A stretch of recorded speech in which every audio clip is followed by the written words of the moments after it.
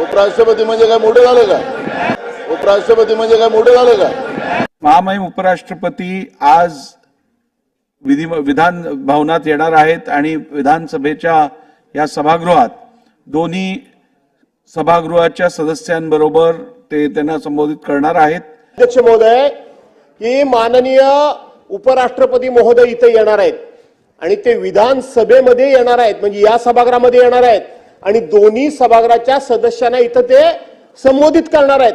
अध्यक्ष महोदय, मला माहित नाही पण 30 वर्षामध्ये किंवा 40-50 वर्षामध्ये असं कधी घडलंय की या विधान असेल तर आम्हाला सांगा की इथं. महाराज बरोबर आहे, आपण अनेक सेशन इथं करतोय, तुम्ही सांगितलं ते रेकॉर्डला आहे.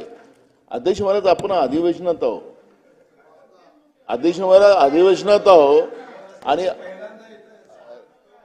काय त्याला काय झालं काय चमत्कार? उपराष्ट्रपती म्हणजे काय मोठं झालं का? हे गप्पा